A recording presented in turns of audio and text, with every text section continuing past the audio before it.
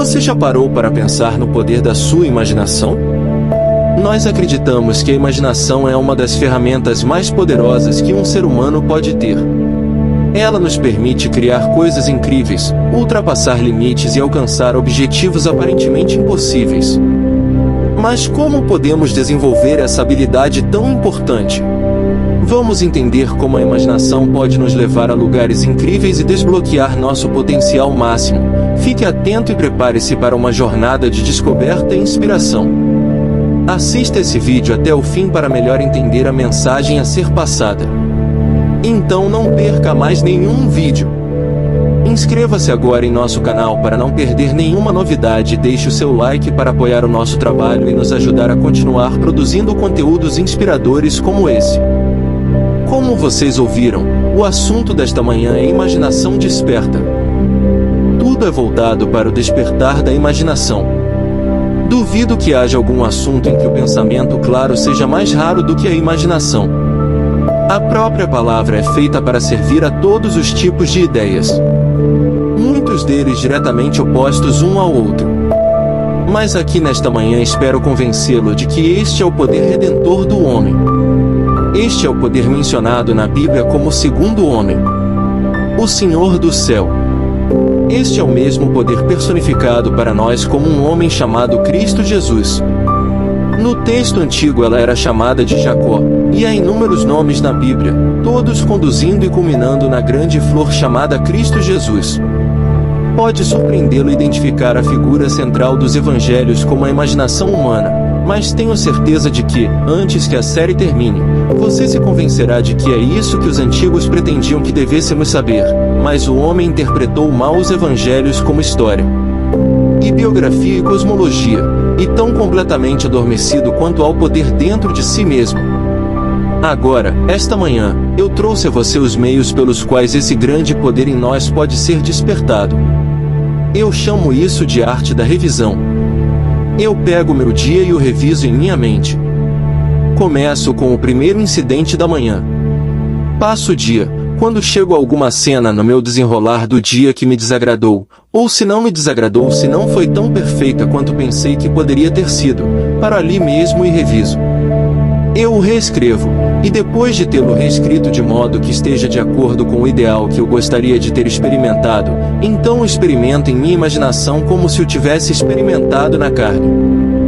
Faço repetidamente até que tome o tom da realidade e a experiência me convença de que aquele momento que revisei e revivi não retrocederá para o meu passado. Ele avançará em meu futuro para me confrontar conforme eu o revisei.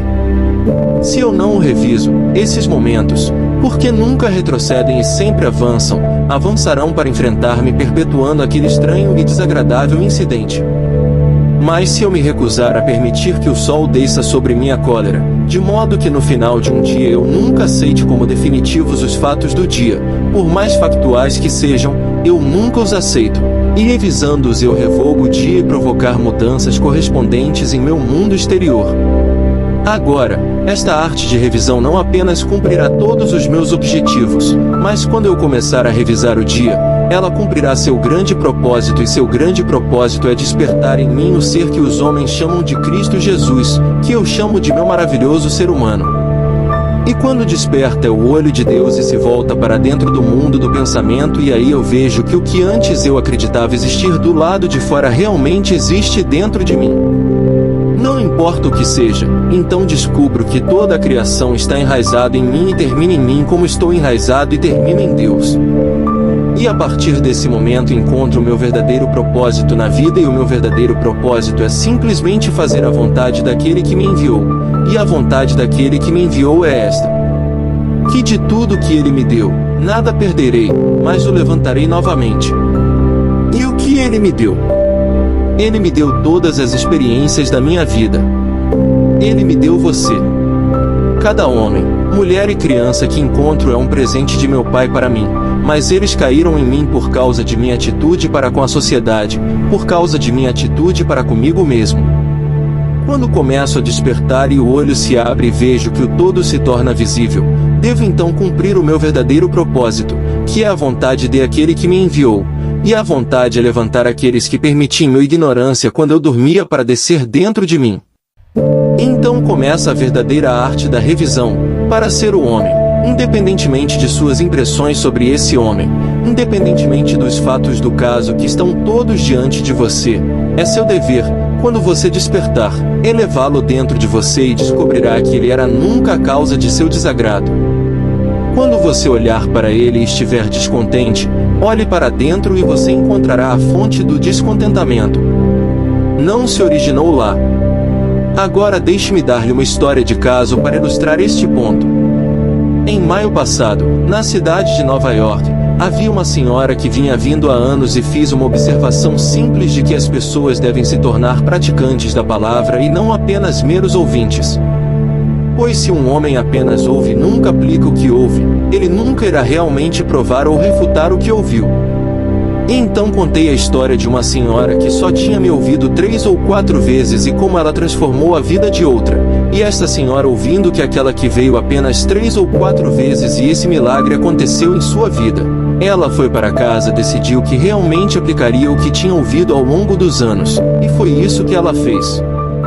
2 anos antes, após uma briga violenta, ela foi expulsa da casa do filho pela nora. Seu filho disse: "Mãe, você não precisa de nenhuma prova de que eu a amo. É óbvio, acho que provei isso todos os dias da minha vida, mas se essa é a decisão de Maria, e eu me arrependo, deve ser minha decisão, porque eu amo Mary e moramos na mesma casa e é a nossa casa. É a nossa pequena família, e lamento que ela se sinta assim, mas você sabe essas pequenas coisas que culminam em uma explosão como aconteceu hoje. Se essa é a decisão dela, é minha." Isso foi há 2 anos. Ela foi para casa e percebeu que, noite após noite, por mais de 2 anos, ela permitiu que o sol descesse sobre sua ira. Ela pensou nessa família maravilhosa que amava e se sentiu excluída dela, expulsa da casa de seu filho. Isso é o que ela fez agora. Ela sabia que o correio da manhã não trazia nada. Esta foi uma noite de quarta-feira. Não houve correspondência em 2 anos. Ela enviará ao neto pelo menos uma dúzia de presentes nos 2 anos. Nenhum foi reconhecido. Ela sabia que eles haviam sido recebidos, pois havia segurado muitos deles. Então ela se sentou naquela noite e mentalmente escreveu 2 cartas para si mesma. Uma da nora, expressando grande carinho por ela, dizendo que havia sentido sua falta em casa e perguntando quando ela vinha vê-los. Então ela escreveu uma do neto em que ele dizia: "Vovó, eu te amo." Depois veio uma pequena expressão de agradecimento pelo último presente de aniversário, que foi em abril, e depois veio um sentimento de tristeza por não tê-la visto, implorando para que ela viesse vê-lo logo. Essas 2 notas curtas ela memorizou e então, quando estava prestes a dormir, ela pegou suas mãos imaginárias e segurou essas cartas e as leu mentalmente para si mesma até que despertassem nela o sentimento de alegria por ter ouvido de sua família, que ela era desejada mais uma vez. Ela leu essas cartas várias vezes sentindo a alegria que era dela por tê-las recebido e adormeceu em seu projeto. Durante 7 noites esta senhora leu estas 2 cartas. Na manhã do 8º dia ela recebeu a carta. Dentro havia 2 cartas. Uma de seu neto e outra de sua nora. Essas cartas eram idênticas às cartas que ela havia escrito mentalmente para si mesma 7 dias antes. Onde estava o estranhamento? Onde estava o conflito? Onde estava a fonte do desprazer que era como uma chaga ao longo de 2 anos? Quando os olhos do homem são abertos, ele percebe tudo o que vê, embora pareça fora, está dentro. Dentro de sua própria imaginação, da qual este mundo de mortalidade é apenas uma sombra. Ela me deu permissão para contar essa história. Quando contei, e chegamos ao período de perguntas e respostas, houve uma estranha reação daquela multidão. Eles se perguntavam que alegria a vida traria para qualquer um de nós se tivéssemos que escrever nossas próprias cartas. Se tivéssemos que fazer tudo para nós mesmos que aparentemente é feito com alegria, que aparentemente é espontâneo vindo de outro, mas não quero escrever para mim mesmo uma carta de amor de minha esposa, ou de minha namorada ou de meu amigo. Eu quero que ele sinta isso por mim e expresse isso desconhecido para mim, para que eu receba uma surpresa na vida. Bem, não estou negando que o homem adormecido acredita firmemente que é assim que as coisas acontecem. Quando um homem acorda, ele percebe que tudo o que encontra é uma parte de si mesmo, e o que ele não compreende agora, ele sabe, porque o olho está aberto, que está relacionado por afinidade com alguma força ainda não realizada em seu próprio ser, que ele escreveu. Mas esqueceu, que se deu um tapa na cara, mas esqueceu, que dentro de si mesmo ele iniciou todo o drama que se desenrola, e ele olha para um mundo, e isso lhe parece estranho, porque a maioria de nós, durante o sono, está totalmente inconsciente do que estamos fazendo dentro de nós mesmos. O que aquela senhora fez, todo homem e mulher nesta audiência hoje pode fazer. Você não levará anos para provar isso. O que lhe digo agora pode assustá-lo, pode parecer beirar a loucura, pois o louco acredita na realidade dos estados subjetivos e o homem só acredita no que os sentidos vão permitir, no que eles vão ditar. E eu vou te dizer, quando você começar a despertar, você afirma a supremacia da imaginação e coloca todas as coisas em sujeição a ela. Você nunca mais se curva diante dos ditames dos fatos e aceita a vida com base no mundo exterior. Para você, a verdade não é limitada pelos fatos, mas pela intensidade da sua imaginação. Portanto, aqui encontramos a personificação da verdade, que eu digo ser a imaginação humana, posicionada no drama mundial diante da personificação da razão personificada como Pôncio Pilatos.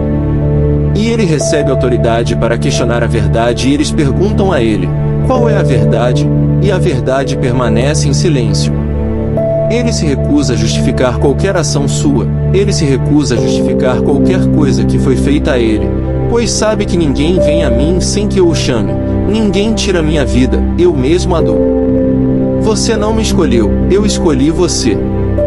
Pois aqui está a verdade, não vendo nada no futuro em pura objetividade, mas vendo tudo subjetivamente relacionado a si mesmo e ele é a fonte de todas as ações que ocorrem em seu mundo. Então a verdade permanece absolutamente silenciosa e não diz nada quando a razão o questiona sobre a verdadeira definição da verdade.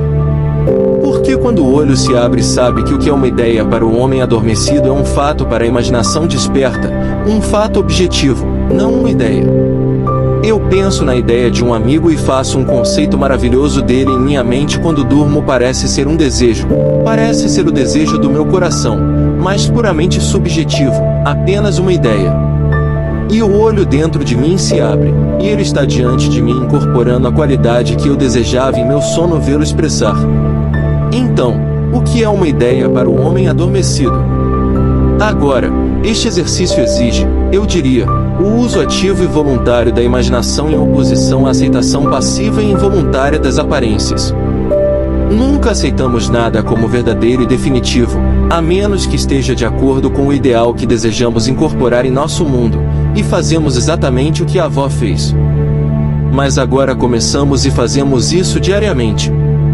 Você pode obter seus resultados amanhã, pode vir no dia seguinte, pode vir em uma semana, mas garanto que eles virão. Você não precisa de um laboratório estranho, como nossos cientistas, para provar ou refutar essa teoria.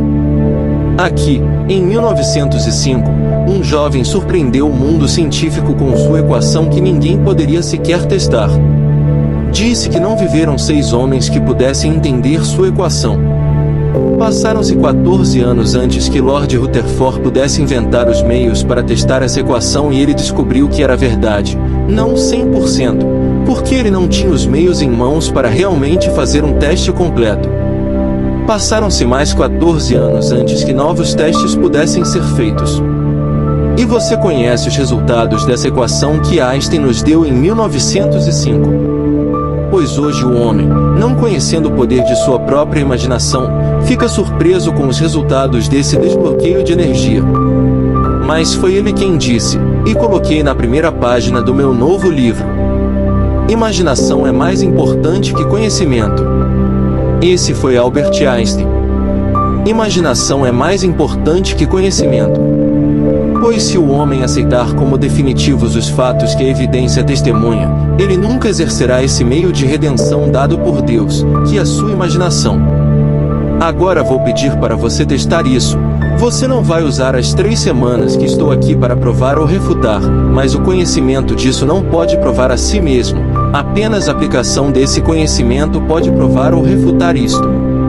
Eu sei por experiência que você não pode refutar isso.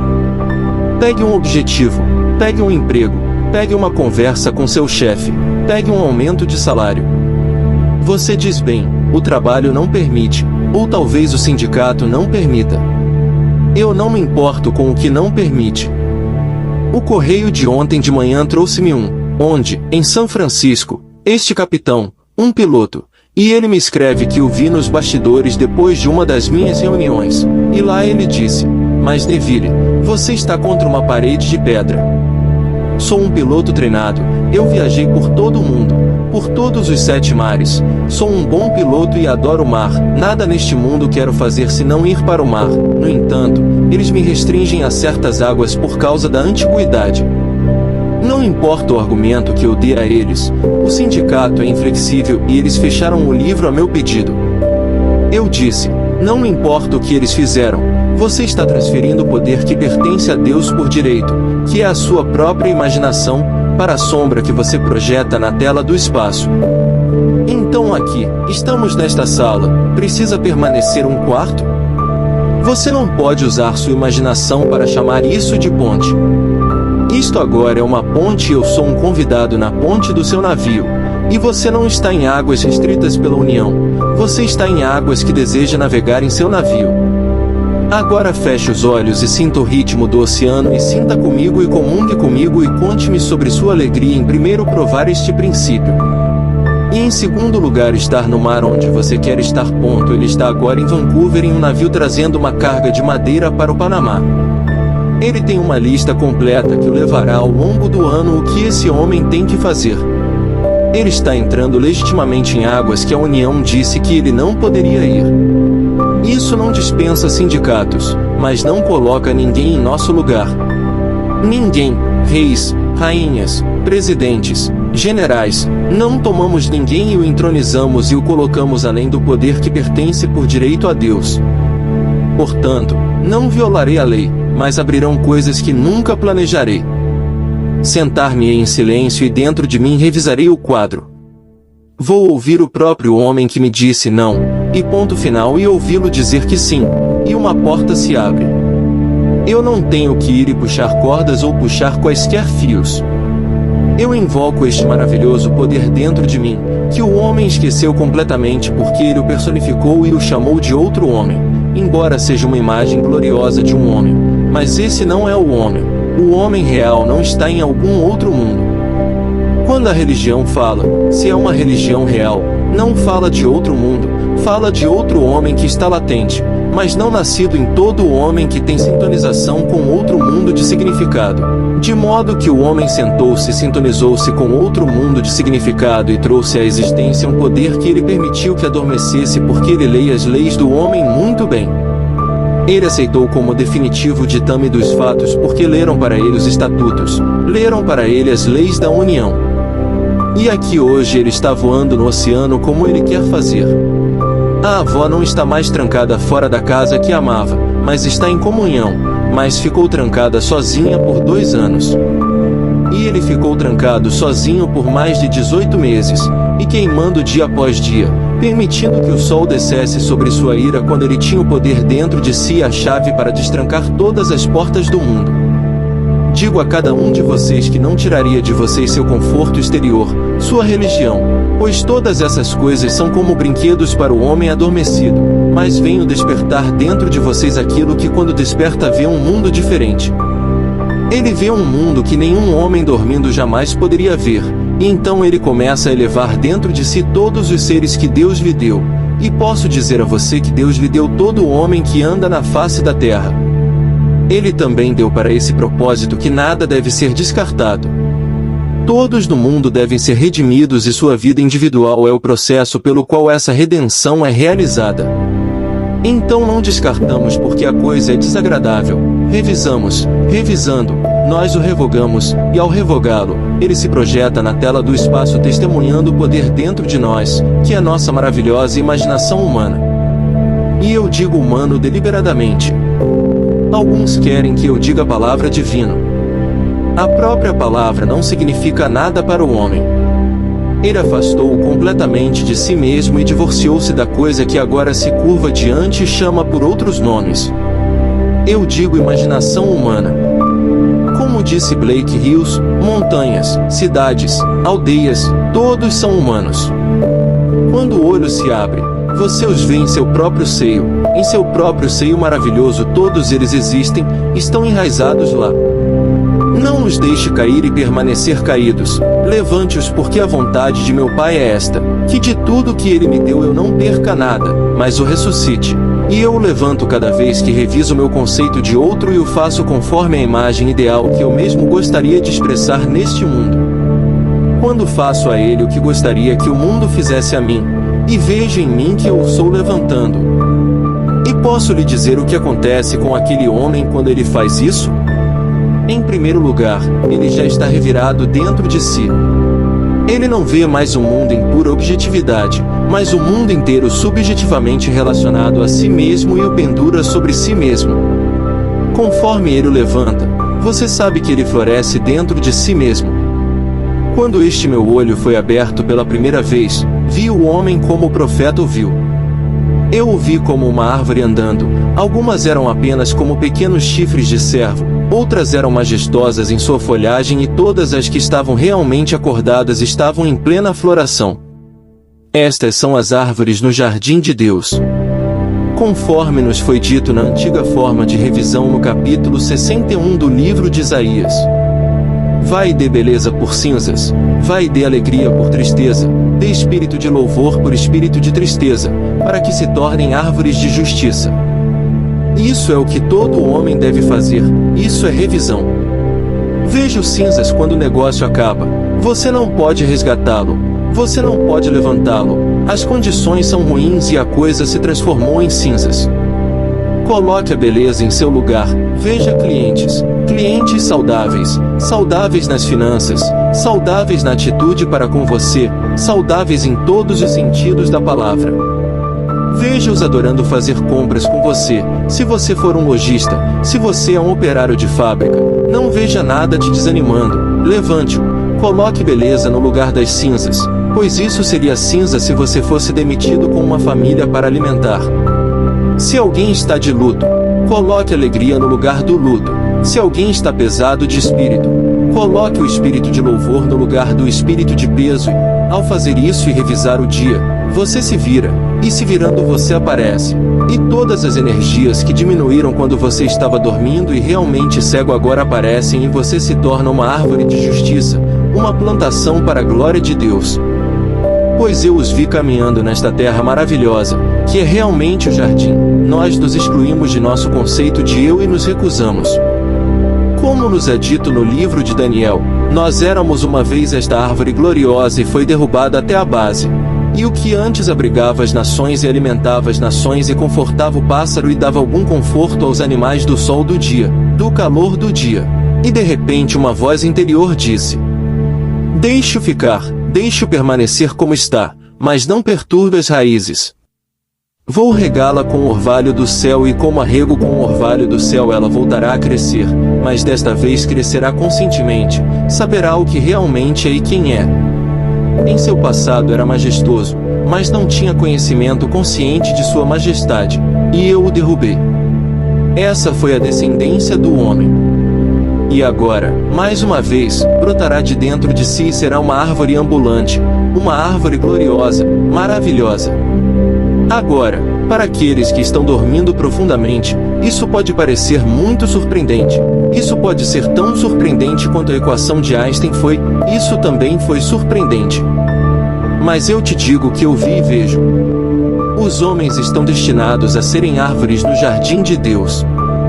Eles são plantados na terra com um propósito e nem sempre permanecem homens, eles são transformados à medida que voltam e aparecem. Este é o verdadeiro significado da transfiguração. Há uma metamorfose completa ocorrendo como a larva na borboleta. Você não permanece o que parece ser quando o homem está dormindo. E não há imagem mais gloriosa no mundo do que ver este ser humano vivo e animado, pois cada ramo dentro dele é representado por uma extensão de si mesmo chamada outra. Essa é a minha mensagem para você.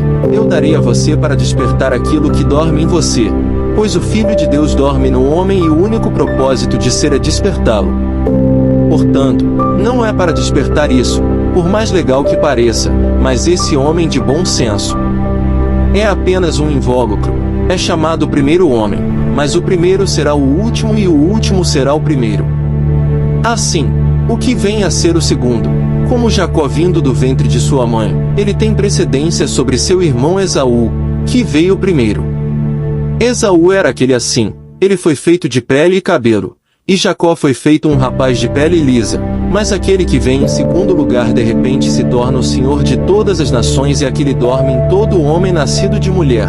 E é dever de um professor ou de uma verdadeira religião despertar esse homem, não falar de outro mundo, não para fazer promessas a serem cumpridas além do túmulo, mas para dizer a ele, ao acordar agora, que ele está no céu e o reino chegou agora, neste dia, na terra.